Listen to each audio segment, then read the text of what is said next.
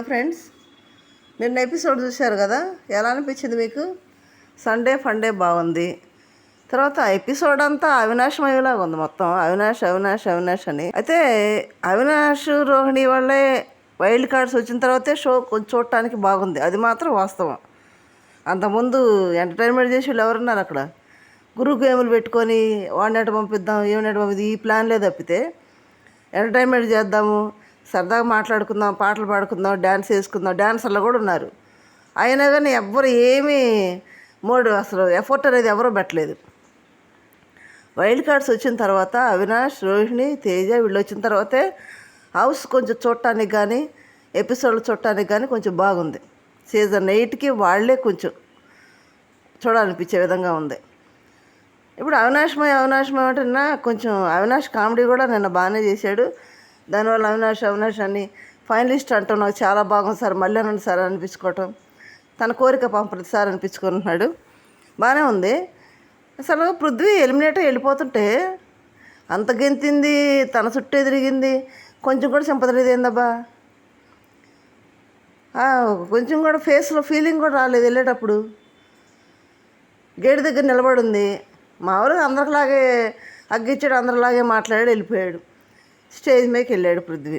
అసలు ఎలిమినేట్ అవ్వాల్సింది పృథ్వీ కాదు, అసలు వాస్తవానికి వస్తే అవినాష్ ఎలిమినేట్ అవ్వాలి.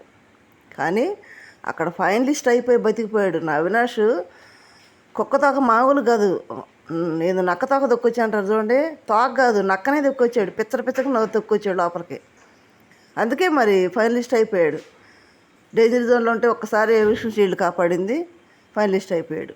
పృథ్వీ కూడా మాట్లాడుతూ స్టేజ్ మీద కూడా ఇప్పుడు అవినాష్ స్థానంలో పృథ్వీ ఎలిమినేట్ అయ్యాడు అనమాట, బతికిపోయాడు.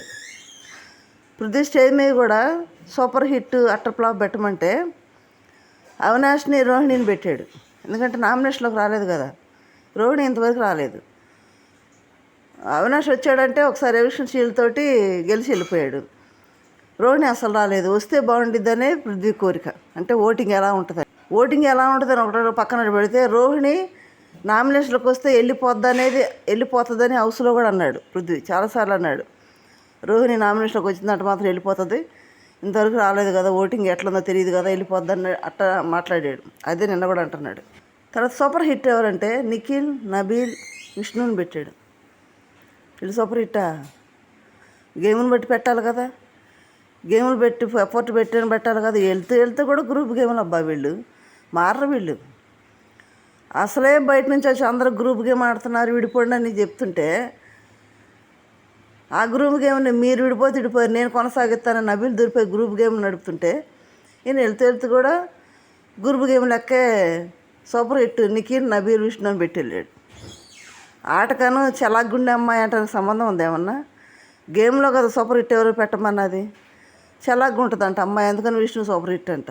గౌతమ్ గురించి కానీ ప్రేరణ గురించి వాడి గురించి ఏం మాట్లాడలేదు. కాకపోతే ప్రేరణకి, నబీల్కి, నిఖిల్కి, విష్ణుకి ఓట్లు వేస్తాడంట బయటుండి, 4 మొబైల్స్ కొనుక్కొని ఓట్లు వేస్తాడంట. ఎవరి ఇంట్రెస్ట్ వాళ్ళది, ఎవరిని పైకి లేపుకొని వాళ్ళు లేపుకుంటారు, వాళ్ళ ఇష్టాలు కాబట్టి. ఓకే, వెళ్ళాడు, బయటికి వెళ్ళిపోయాడు. బయటికి వెళ్ళినాక ఏం మాట్లాడుతున్నాడు, చాలా ఇంటర్వ్యూలు ఇస్తున్నాడు. కానీ నేను వెళ్ళాను కానీ ఆ యాటిట్యూడ్ వెళ్ళలేదంటే ఆ యాటిట్యూడే కొంపముంచింది. రా అంటాం, వాడు వీడు అంటాం, వాళ్ళ మీదకి వెళ్ళటం. ఆ కంటెంట్ కోసమే బిగ్ బాస్ అక్కడ ఉంచాడు. ఆ కంటెంట్ లేకపోతే చివరికి వచ్చింది కంటెంట్ ఏముంది, ఎందుకు వచ్చిన గోళ్ళ నీకు అయిపోయింది కానీ పంపించినట్టున్నాడు. ఇక్కడ మనకు తెలిసే అప్డేట్ ఏంటంటే ప్రోమోలో కూడా ఇచ్చాడు కదా, 6 నామినేషన్ ఉన్నారు. డైరెక్ట్ ఒకరినొకరు నామినేట్ చేసుకోవడం ఏమి లేదు, డైరెక్ట్ నామినేషన్ బిగ్ బాస్ చేశాడు. అవినాష్ తప్పించి మిగతా 6 నామినేషన్లో ఉన్నారు. ఇక వీళ్ళని మరి ఎవరు వెళ్ళాలనుకుంటున్నారు, బయటికి ఎవరు ఉండాలనుకుంటున్నారో నా కామెంట్ రూపంలో తెలియజేయండి. ఓకే, ఇంకోటి ఏంటంటే ఫైనలిస్ట్ ఫస్ట్ అవినాష్ ఉన్నాడు కదా, సెకండ్ ఫైనలిస్ట్ సంబంధించి కూడా గేమ్స్ జరిగింది అని తెలుస్తుంది. మరి ఏం గేమ్స్ జరిగినాయి, ఎవరు గెలిచారనేది కూడా మనం మాట్లాడుకుందాం తర్వాత అప్డేట్ ఎపిసోడ్లో, ఓటింగ్ దాంట్లో మాట్లాడదాం. ఫ్రీ ఎగ్జిటింగ్ ఓటింగ్ కూడా మాట్లాడుకుందాము, అది నెక్స్ట్ వీడియో చేస్తాను. ఇప్పటివరకు అయితే ఇవన్నీ సేవింగ్ ఆర్డర్కి వచ్చినప్పుడు నిన్న గౌతమ్ సేవ్ అయ్యాడు, నిఖిల్ సేవ్ అయ్యాడు, ఆడియన్స్ థ్యాంక్స్ చెప్పారు. ప్రేరణ రియాక్షన్ ఏందబ్బా, చాలా భయపడిపోతుంది బయటికి వెళ్తానని. ఎందుకంటే ప్రతిసారి కూడా నాకు సార్ వచ్చినప్పుడల్లా తిడతానే ఉంటాడు. బయట వాళ్ళు వచ్చి తిడతానే ఉండారు, హౌస్లో వాళ్ళు తిడతానే ఉండారు. నీకు నోరు ఎక్కువ, ఎదురు లెక్క చేయవు, ఏది పడితే తినేస్తున్నాను అంటున్నారు కదా. అమ్మో, నా మీద ఇంత నెగిటివిటీ ఉంది కాబట్టి నేను వెళ్ళిపోతాను అనేది ప్రేరణకు మనసులో బాగుంది. భయపడుతుంది కూడా. నిన్న సేవ్ అవ్వగానే అంది ఒకసారి. అసలు రియాక్షన్ అయితే లిమిట్లెస్ రియాక్షన్ అమ్మ నీదే అన్నారు. తర్వాత ప్రేక్షకులు దేవుళ్ళు సార్ అంటే, నేను ఎంత చేస్తున్నా నా మీద ఇంత నెగిటివిటీ ఉండా కానీ నన్ను సేవ్ చేస్తున్నారని, బయటికి పంపకుండా సేవ్ చేస్తున్నారు బాబోయ్ అని ప్రేక్షకులు దేవుళ్ళు అంటుంది. ఎందుకు దెయ్యాన్ని సేవ్ చేసినందుక అని నాకు సార్ అంటున్నాడు. భలే అన్న టక్కన అనేసాడు. ఏందబ్బా, నాకు కూడా ఆశ్చర్యం వేసింది. దెయ్యాన్ని సేవ్ చేస్తున్నందుక అనేసాడు. దెయ్యమా అన్నట్టు నోరు పెట్టింది. మిగతా వాళ్ళంతా మామూలుగానే ఈజీగానే తీసుకున్నారు. ఆమె మరీ ఆశ్చర్యానికి గురైందంటే, బయటికి వెళ్ళేదాన్ని ఇంకా నేను ఉంటున్నాను, ఆడేసి నన్ను కాపాడుతున్నారు బాబోయ్ అని. ఇంక ఇప్పటికి కూడా నోరు మార్చుకోకపోతే ఎవరేం చేయలేదు. తేజ అన్నట్టు, పాప నువ్వు నోరు తగ్గించుకుంటే బెటర్, లేదంటే నెక్స్ట్ వీక్ నాకు సార్ పక్కన ఉంటాను అన్నాడు చూడు.